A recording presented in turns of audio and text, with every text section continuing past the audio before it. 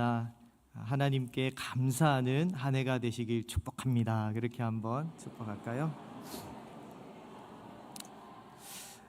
아멘. 여러분, 오늘 함께 살펴볼 말씀은 디모데후서입니다. 디모데후서는 감옥에 갇힌 바울이 영적 아들인 디모데에게 쓴 편지입니다. 바울이 왜 디모데에게 편지를 쓰고 있는 것일까요? 그는 죽음을 직감했기 때문입니다. 로마의 황제 네로는 AD 64년에 일어난 로마의 대화재의 희생양으로 그리스도인들을 지명했고, 이때 바울은 마지막으로 감옥에 갇히게 되었습니다. 역사가들은 이 시기 즈음에 베드로는 십자가에 거꾸로 매달려 순교했고, 바울의 경우는 참수형을 당한 것으로 기록하고 있습니다. 당시 교회는 안팎의 어려움들을 겪고 있었는데, 말씀드린 것과 같이 로마의 박해는 점점 그 환난 정도가 심하여졌고, 안으로는 거짓 교사들이 활동하기 시작하였습니다. 여러분, 이러한 문제로 많은 사람들이 배교하였습니다.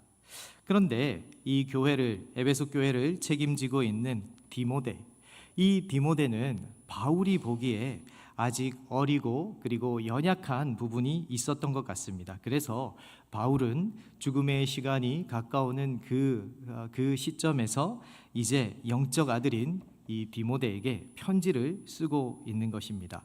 성도님들, 이것은 바울의 마지막 편지이니 유언적인 성격을 띠고 있습니다. 그럼 어떤 말들이 기록되어져 있을까요?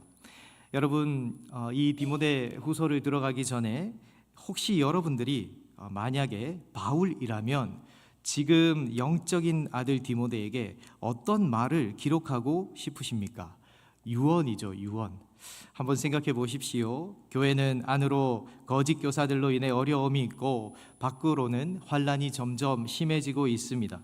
그리고 이제 나는 교회를 돌보지 못하고 감옥에 갇혀 사형일을 기다리고 있습니다. 바울은 디모데가 감당해야 할 사명에 대해서, 어떻게 감당해야 하는지에 대해서 이 디모데 후서에서 알려주고 있습니다. 그런데 그 모든 교훈 곳곳에는 복음이 녹아 있다라는 것이죠. 바울은 사랑하는 교회, 그리고 사랑하는 영적 아들 디모데에게 마지막 유언으로 복음을 들려주고 싶었던 것입니다. 성도님들, 그는 지금 감옥에 갇혀 있습니다. 일평생 주님을 섬긴 결과가 무엇입니까? 감옥에 갇힌 후에 사형의 날짜를 기다리는 것입니다. 여러분, 바울은 이렇게 고백하였어요. 내가 달려갈 길과 주 예수께 받은 사명, 곧 하나님의 은혜의 복음을 증언하는 일을 마치려 하면은 나의 생명조차 조금도 귀한 것으로 여기지 아니하노라 라고 이야기하였습니다. 그렇게 고백하며 살아간 바울의 마지막이 그러했습니다. 몇 해 전에 한 선교사님께서 이단으로 몰리면서 각 교단에서 그 선교사님의 이단 검증을 위한 토론과 심지어 그 선교사님을 불러서 청문회까지 진행을 한 적이 있습니다. 그럴 때 그 선교사님의 아들도 선교사였는데, 그 아들이 아버지에게 편지를 썼습니다.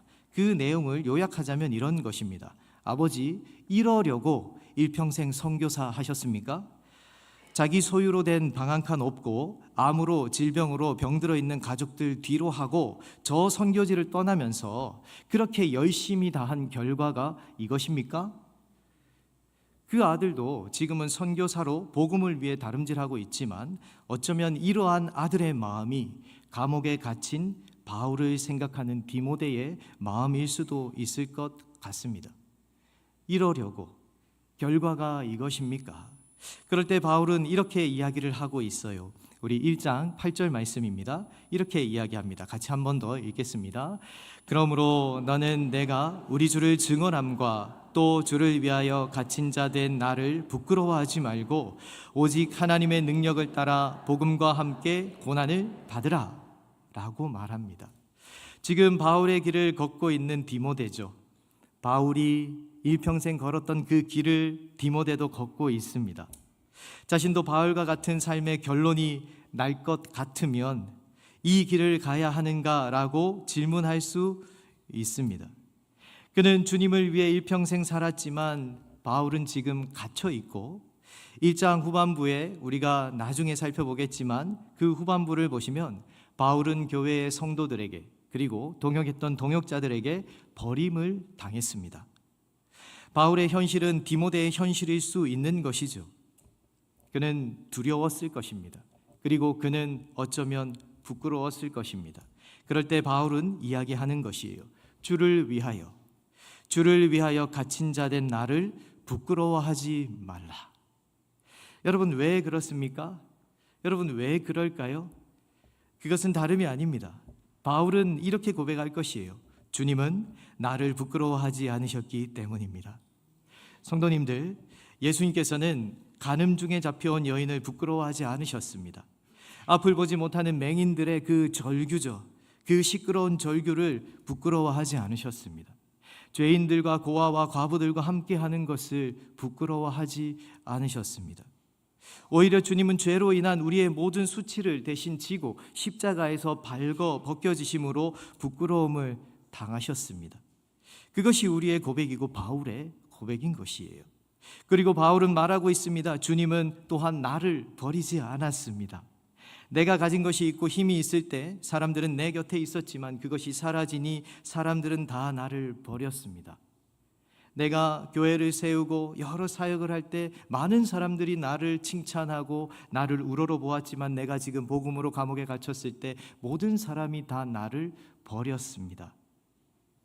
나의 죄악과 연약함이 드러날 때 사람들은 나를 무서워하고 피하고 정죄하였습니다. 하지만 무엇입니까? 우리 주님은 나를 버리지 않으셨습니다. 온 세상이 날 버려도 주님은 나를 버리지 않으셨습니다. 그렇게 주께서 나 같은 죄인을 부끄러워하지 않으시는데 내가 어떻게 주님을 위한 일을 하다가 감옥에 갇혔다고 부끄러워할 수 있겠습니까? 그리고 그 모든 복음을 아는 사랑하는 아들 디모데요, 그대가 그런 나를 어떻게 부끄럽게 여길 수 있겠습니까? 바울은 디모데에게 사명과 그 사명의 감당은 오직 복음의 능력 안에 있다는 것을 계속해서 말하고 있습니다. 교회와 디모데에게 닥칠 모든 시련을 견딜 수 있는 힘도 바로 복음 안에 있다는 것을 말하는 것이죠. 그래서 디모데 후서는 이 고통스러운 시대를 살아가는 성도들이 반드시 듣고 순종해야 할 말씀 중에 하나입니다. 한 해를 시작했지만 여전히 안팎의 여러 도전들이 우리들의 삶에는 있습니다. 그 속에서 우리는 어떻게 살아가야 하는가? 우리는 무엇을 붙들어야 하는가? 그리고 나는 너무나 무력한데 우리 다음 세대에게 무엇을 가르쳐야 하는가에 대해서 분명하게 말씀해주고 있는 것입니다. 이제 본문을 좀 살펴본다면 1절과 2절 말씀은 인사말입니다. 1절과 2절 우리 같이 읽도록 하겠습니다. 1절 2절입니다. 시작. 하나님의 뜻으로 말미암아 그리스도 예수 안에서 있는 생명의 약속대로 그리스도 예수의 사도된 바울은 사랑하는 아들 디모데에게 편지하노니 하나님 아버지와 그리스도 예수 우리 주께로부터 은혜와 긍휼과 평강이 내게 있을지어다. 아멘. 여러분, 발신자는 바울이고 수신자는 디모데입니다. 그런데 바울은 사도, 즉 보내심을 받은 자입니다. 바울이 이 보내심을 받은 자, 사도가 된 것은 누구의 뜻이냐? 사람들의 강요가 아니다라는 것이죠. 너 은혜 받았으니까 이거 한번 해봐라. 너 은혜 받았으니까 신학교 한번 가봐라. 이렇게 해서 된 게 아니다라는 것이에요. 그리고 이 바울이 사도가 된 것은 어떤 기간에 공식적인 임명으로 된 것이 아니다라는 것입니다. 당신을 사도로 임명합니다. 도장 찍어주고 이런 라이센스를 갖고 그렇게 된 것이 아니다라는 것이에요. 여러분, 바울이 사도가 된 것은 하나님의 뜻이라고 얘기하고 있습니다. 즉 하나님의 계획이죠. 하나님의 계획으로 된 것입니다. 그리고 그가 사도가 된 목적은 그리스도 예수 안에 있는 생명의 약속과 관련이 되어 있습니다. 여러분, 바울은 이전에 하나님과 관계없는 인생을 살았습니다. 하나님과 관계없는 끊어진 그런 인생을 살았습니다. 그는 사른 듯 하였으나 죽은 자와 같았는데 예수님의 삶과 십자가를 통해 새 생명을 허락받은 것이죠. 하나님께서 새 생명을 그에게 주셨습니다. 그래서 그는 그 생명으로 살아가고 그 생명을 통해 주어지는 약속들이 있죠. 그 복음으로 인하여서 우리에게 허락되어진, 예수님으로 인하여서 우리에게 허락되어진 그 구원과 그리고 회복과 치유와 용서와 기쁨과 평강과 권능과 자유, 여러 가지 것들이 있습니다. 그 약속을 이제 선포하는 것이죠. 그 생명의 약속을 선포하고 그 약속이 증거되는 일들을 위한 섬김을 감당하기 위해서 사도로 부름을 받았다라는 것입니다. 그리고 지금 그는 아이러니하게 어떻게 되어 있어요? 바울은 그가 일평생 선포하고 섬겼던 이제 생명의 약속의 문 앞에 가까이 서 있는 것입니다. 바울은 곧 순교함으로 그 약속의 온전한 성취를 눈앞에 두고 있는 것이에요. 성도님들, 하나님께서는 복음을 통해 새로운 생명을 우리에게 주셨고 우리는 그 생명을 따라 살아갑니다. 여러분, 그렇게 믿음으로 살아갈 때에 우리 삶 속에는 어려움들이 있어요. 하지만 그 속에 우리 그리스도인들은 무엇이 보장되어져 있느냐? 바로 예수 안에 있는 생명의 약속이 보장되어져 있다라는 것이죠.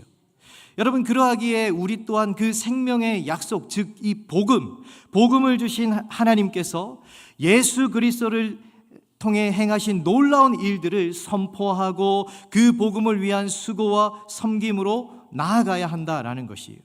그래서 바울은 그 사명을 감당할 수 있는 은혜와 긍휼과 평강을 구하고 있습니다. 성도님들, 우리는 하나님의 사랑이 주시는 이 세 가지 복이죠. 은혜와 긍휼과 평강입니다.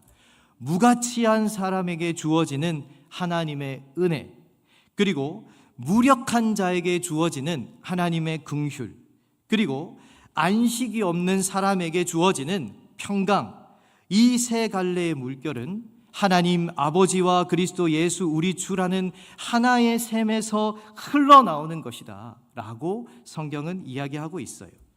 여러분, 그렇기 때문에 예수 안에 있는 생명의 약속을 기다리고 소망하고 성취하는 믿음으로 다름질할 수 있다라는 것입니다. 여러분, 이렇게 바울은 디모데에게 인사합니다. 그리고 디모데를 격려하는데요, 3절과 4절은 디모데를 향한 바울의 마음을 잘 보여주고 있습니다. 자, 우리 3절과 4절도 같이 읽도록 하겠습니다. 시작. 내가 밤낮 간구하는 가운데 쉬지 않고 너를 생각하여 청결한 양심으로 조상적부터 섬겨오는 하나님께 감사하고 내 눈물을 생각하여 너 보기를 원함은 내 기쁨이 가득하게 하려 함이니 라고 기록하고 있습니다. 여러분, 바울은요, 디모데를 생각하면 어떤 마음이 있었다라고 말하고 있습니까? 먼저 밤낮 간구하면서 쉬지 않고 디모데를 생각하고 있다라고 말합니다. 그리고 감사합니다. 특별히 그는 자신이 청결한 양심으로 조상적부터 섬겨오는 하나님께 감사한다고 이야기를 하고 있는데, 조상들이 후손들을 축복하는 것 같이, 그렇게 기도했던 것 같이 바울이 디모데를 생각할 때 자신도 그런 청결한 양심이죠. 내 욕심, 세상의 방식대로 내가 원하는 것을 구하는 것이 아니죠. 다른 목적이나 사심이 없이 하나님 앞에 청결한 마음으로 감사하는 부모의 마음으로 그를 생각하고 있고 감사하고 있다라는 것이에요. 그런 마음으로 바울은 그를 너무나 보고 싶어 하고 있습니다.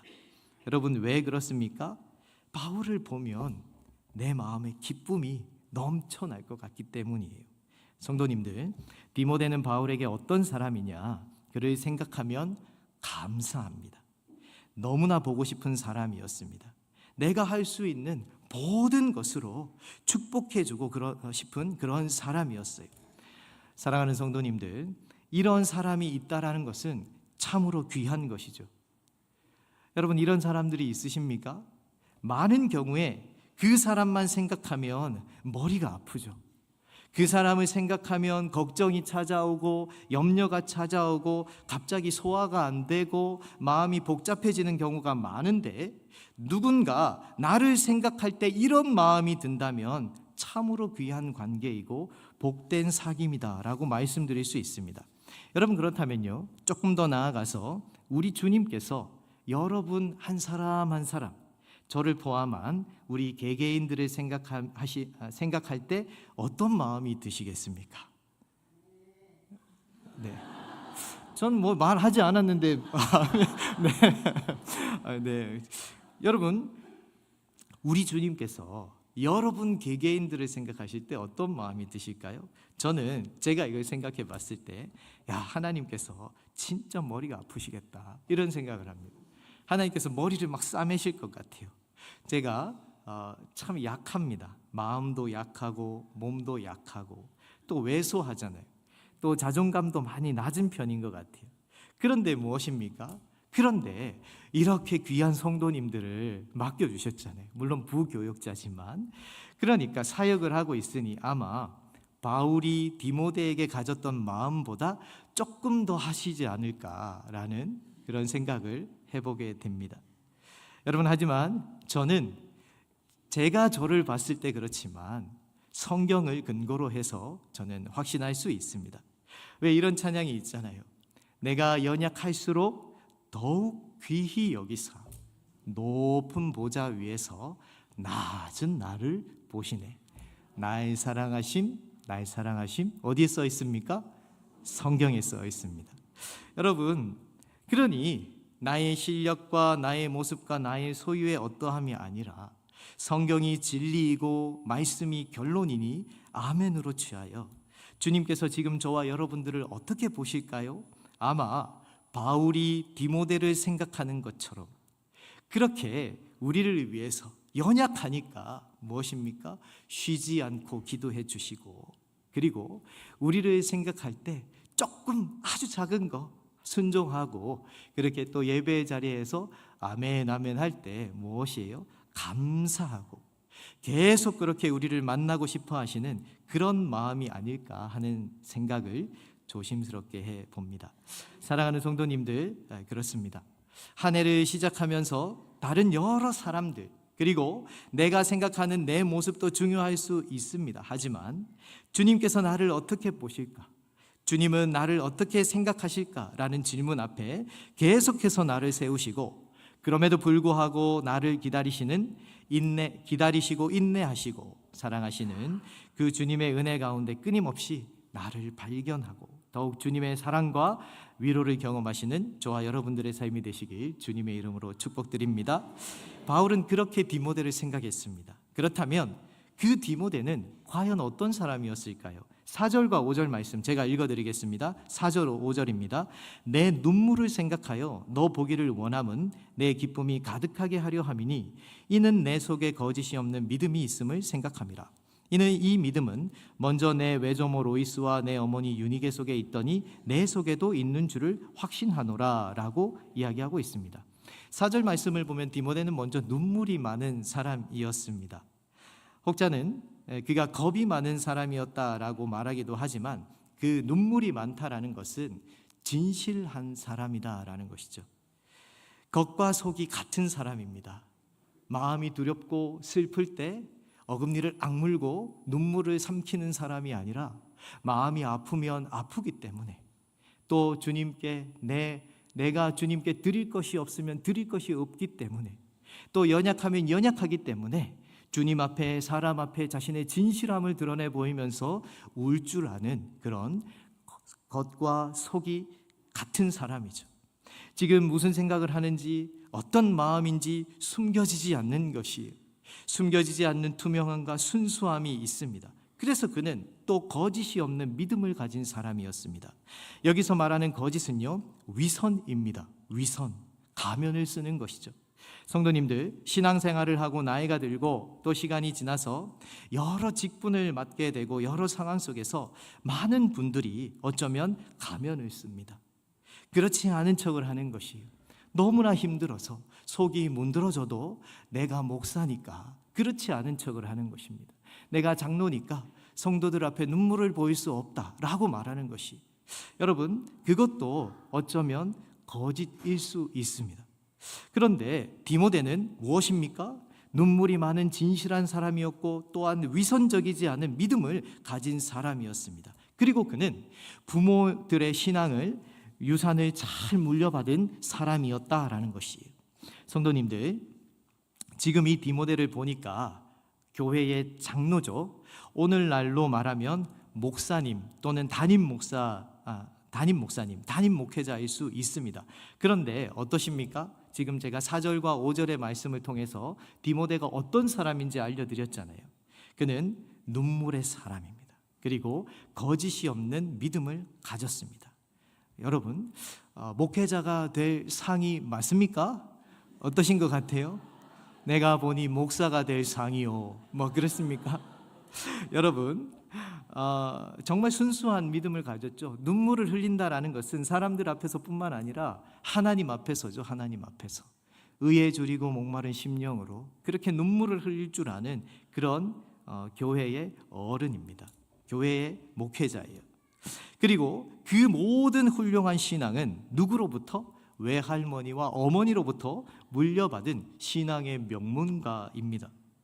정말 그냥 봐도 목회자 또 장로님, 중직자 그건 못해도 교회 오빠 정도는 될 수 있는 그런 성품을 가졌다라는 것이, 여러분, 그런데 하나님의 종으로 설 수 있었던 것, 그가 하나님의 종으로 설 수 있었던 것은 그러한 것들만 있어서가 아니다라는 것이, 그것은 외적인 조건일 수 있지만 더욱 중요한 것은 무엇이냐? 그것은 바로 성령을 통한 하나님의 은사였다라고 바울은 이야기하고 있습니다. 6절 말씀 이렇게 얘기해요. 6절 말씀 제가 읽어드립니다. 그러므로 내가 나의 안수함으로 내 속에 있는 하나님의 은사를 다시 부릴 듯하게 하기 위하여 너로 생각하게 하노니, 바울은 지금 디모데에게 편지하면서 네가 생각할 게 있다라는 것이죠. 네가 잊으면 안 되는 것이 있는데 그것이 무엇입니까? 바울과 같이 디모데가 교회를 섬기는 일꾼이 된 것은 사람을 통해서가 아니다라는 것이, 어떤 조직에서 임명되었기 때문이 아니라 그러한 것도 필요하지만 가장 결정적인 것은 바로 나의 안수함으로 네 속에 있는 하나님의 은사로 인함이다라고 말하고 있습니다. 성도님들, 디모데는 바울의 안수를 통해서 어떤 은사를 받았을까요? 병 고치는 은사였을까요? 아니면 뭐 이렇게 예지 이런 것일까요? 여러분, 이 은사는 카리스마입니다. 이것은 하나님이 주시는 은혜의 선물이고 맡겨주신 사명을 감당케 하시기 위해서 하나님께서 주시는 것이에요. 여러분, 디모데가 어떤 은사를 받았는지는 성경에 기록되어져 있지 않습니다. 하지만 디모데 전서와 후서 전체를 살펴볼 때에 그 은사는 바로 사역, 그리고 교회 사역과 관련이 있는 것 같습니다. 디모데는 안수함으로 사역을 위해 구별되었고 목사와 교사의 직무와 같은 은사를 받은 것으로 그렇게 생각해 볼 수 있는 것이에요. 쉽게 말씀드리면 우리가 목사 안수식을 진행하잖아요. 안수함으로 위임하는 것입니다. 안수하면서 위임하는 것이에요. 목사 안수식을 할 때 그것이 바로 교회를 위해 맡겨주신 복음, 그리고 주님의 사역을 위임하는 그런 어떤 예식으로 볼 수 있는 것이죠. 이것은 장로님들도 마찬가지고 또 안수 집사님들도 비슷하다고 그렇게 말씀드릴 수 있습니다. 그래서 몇몇 학자들은 디모데의 이 영적 은사는 가르침의 은사와 교회를 다스리는 은사라고 말하기도 하고 그리스도의 사역자가 되기 위한 권위와 능력으로 이해를 합니다. 그의 은사는 직무와 그 직무를 성취하는 데 필요한 영적 구비됨 둘 다를 포함하고 있다라고 말하는 것이죠. 여러분, 중요한 것은 무엇이냐면 이 은사는 하나님의 은혜의 선물이다라는 것이에요. 그리고 맡겨주신 사명을 감당케 하시기 위해 성령께서 인치시며 기름 부어 오시는 것이다라는 것입니다. 그래서 디모데는 외적인 그런 배경도 아주 중요하겠지만 지금 바울과 같이 교회를 위해 복음의 일꾼으로 섬길 때 기억해야 될 것이 있는데 그것이 무엇이냐?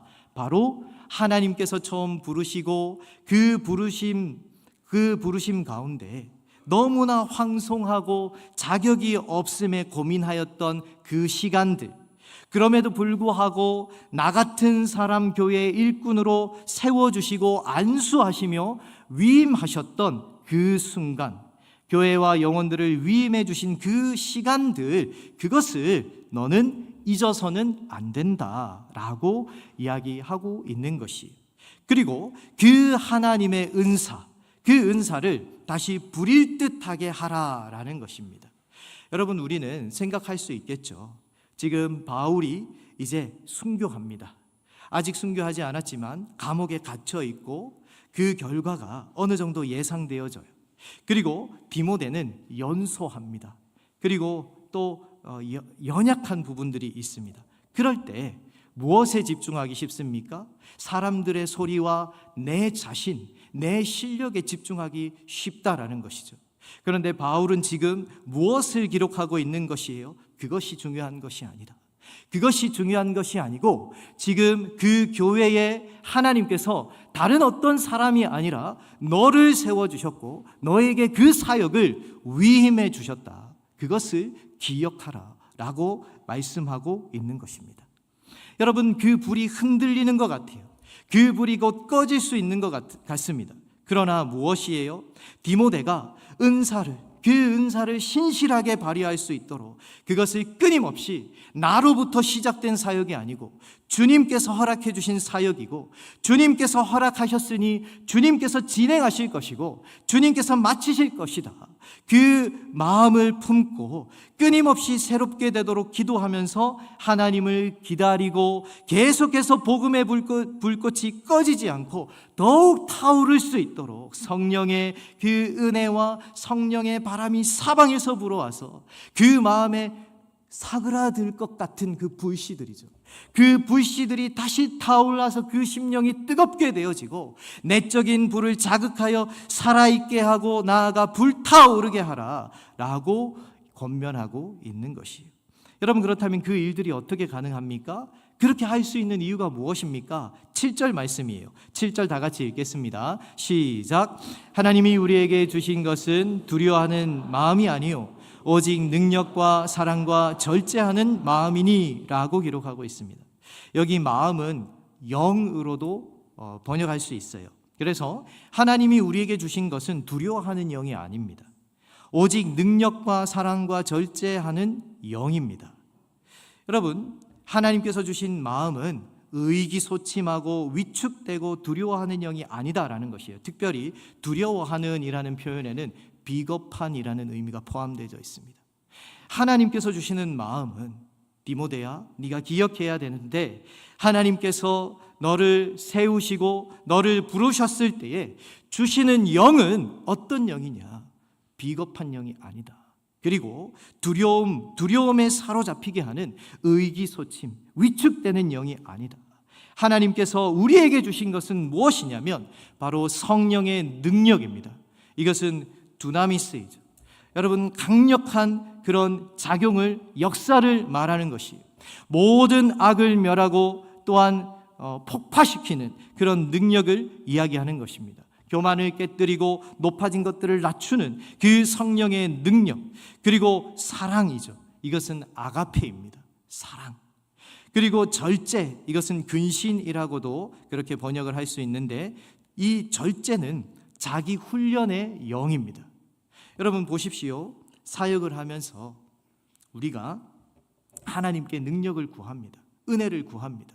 하나님의 능력이 임하였어요. 두나미스. 악이 사여지고 내 안에 새로움이 일어나고 정말 다이나마이트와 같은 폭발력이 막 터져 나옵니다. 여러분, 그런데 그럴 때 조심해야 되는 게 뭔지 아세요? 사랑입니다. 여러분, 많은 분들이 이전에, 지금은 그렇지 않지만 많은 분들이 은사를 받았다, 능력을 받았다라고 하는데 생각보다 인격적이지 못한 분들이 계셨습니다. 여러분, 그렇지 않다라는 것이죠.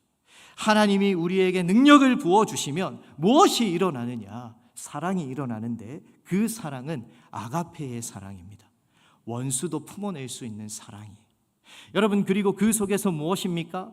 그 하나님의 은혜를 받고 능력을 받고 이제 사랑을 베풀 때에 무엇을 생각하느냐? 자기 훈련을 하는 것이죠. 근신하는 것이에요. 스스로를 절제하고 스스로를 돌아볼 수 있는 그런 영을 하나님께서 허락해 주셨다라는 것입니다. 사랑하는 성도님들, 하나님께서 우리에게 주신 능력과 사랑과 절제하는 영, 그 마음으로 은사를 불타오르게 하면 우리는 어떠한 상황도 올바르게 대처할 수 있다라고 바울은 디모데에게 이야기를 하고 있는 것입니다. 하나님의 영이 우리에게도 주어졌습니다. 여러분, 성령 자체라는 은사는 우리 그리스도 안에 있는 모든 사람에게 주어졌음을 여러분 기억하시기 바랍니다. 여러분, 그분은 능력의 성령으로 우리가 사역할 때 그분이 우리에게 능력을 주시리라 확신할 수 있고, 사랑의 영으로 다른 사람을 사랑할 때 자기 주장이나 헛된 영광이 아니라 그리스도의 사랑에 근거하여 영혼들을 품어낼 수 있는 것이, 그리고 그분은 절제의 영으로 우리는 적절하게 공경하고 삼가는 자세로 그것을 사용해야 하는 것입니다. 그래서 결론은 무엇입니까? 8절 말씀 마지막으로 읽고 말씀을 마무리하도록 하겠습니다. 8절입니다. 시작. 그러므로 너는 내가 우리 주를 증언함과 또는 주를 위하여 갇힌 자 된 나를 부끄러워하지 말고 오직 하나님의 능력을 따라 복음과 함께 고난을 받으라. 아멘. 그러므로 하나님은 우리에게 믿음의 사역들, 교회를 섬기는 여러 일들, 그리고 믿음을 갖고 이 세상을 살아갈 때 여러 부딪힘과 반대와 저항과 심지어는 두려운 일을 당할 수 있습니다. 그런데 기억해야 한다. 무엇입니까? 우리의 공로로 하나님의 자녀가 된 것이 아니다라는 것이죠. 하나님의 은사로, 하나님의 선물로, 성령의 일하심으로 우리는 구원을 받았고, 그 속에서 흔들리고 믿음이 사그라질 때에 무엇을 기억해야 되느냐? 다시 한번 하나님께서 우리에게 주신 영이 어떤 영이냐? 두려운 영이 아니라, 비겁한 영이 아니라 바로 모든 강력을 파하시고 모든 악을 멸하시는 바로 그 능력, 십자가의 능력, 그리고 사랑, 절제의 영이다 라는 것을 말씀해 주셨습니다. 그렇기 때문에 그 영을 따라, 하나님의 능력을 따라 무엇입니까? 복음과 함께 고난을 기꺼이 감당해라 라고 말하고 있는 것이에요. 사랑하는 성도님들, 연초부터 고난을 말씀드려 너무 죄송합니다. 그러나 여러분, 우리가 한 해를 시작하면서 새해 복 많이 받으세요 라고 이야기를 합니다. 그것은 축복이죠. 그건 인사예요. 그리고 기도의 제목이 다 응답되어지는 것, 저도 소망하고 있습니다. 주님, 저도 소망하고 있습니다. 네. 그런데요, 여러분, 한 해를 시작하면서 우리에게 여전한 것은 무엇입니까? 믿음의 도전들, 유혹들은 여전하다라는 것입니다. 그렇기 때문에 오늘 말씀을 기억하시면서 여러분 구하셨으면 좋겠어요. 하나님의 영, 우리에게 주신 것은 두려워하는 영이 아니라 능력과 그리고 사랑과 절제입니다. 그것을 구하시고, 또 주님이 나를 보실 때 어떻게 생각하실까 항상 생각하면서 때로는 연약하여도 나를 더 귀히 여기시고 도와주시기를 원하시는 그 주님 안에 거하시며, 또한 무엇인가요? 복음을 부끄러워하지 않고 복음을 자랑하여서, 왜 그렇습니까? 우리 주님이 나를 부끄러워하지 않았잖아요. 우리 주님이 나를 버리지 않으십니다. 그렇기 때문에 그 복음을 부끄러워하지 않고 복음을 붙들고 복음과 함께 고난을 기꺼이 감당하여 승리하는 저와 여러분들의 삶이 되시길 주님의 이름으로 축복드립니다. 이 시간 우리 말씀 기억하면서 바로 좀 기도했으면 좋겠습니다. 오늘 말씀 기억하면서 하나님, 한 해를 시작하면서 여전히 두려운 마음이 있습니다. 하나님, 그러나 주님께서 우리에게 주신 마음은, 그 영은 두려워하는 마음이 아니고 오직 능력과 사랑과 절제하는 영, 그 성령이시며 그 마음인 줄 믿습니다. 하나님 아버지, 우리의 삶에 다시 한번 죄의 권세를 멸하신 십자가의 능력과 복음의 능력을 새롭게 하여 주시옵소서. 그 속에서 나를 품어내시는 하나님의 다함없는 사랑으로 우리 주변의 이웃들을 품어내게 하여 주시고, 또한 하나님, 나 자신 스스로를 돌아볼 때에 스스로 훈련하고 절제하고 근신하는 깨어있는 마음으로 주님을 섬기는 한 해가 될 수 있도록 도와주시옵소서. 그렇게 한번 우리 기도하며 나갔으면 좋겠습니다. 말씀 기억하며 다 같이 주님 이름 부르며 기도하도록 하겠습니다. 주여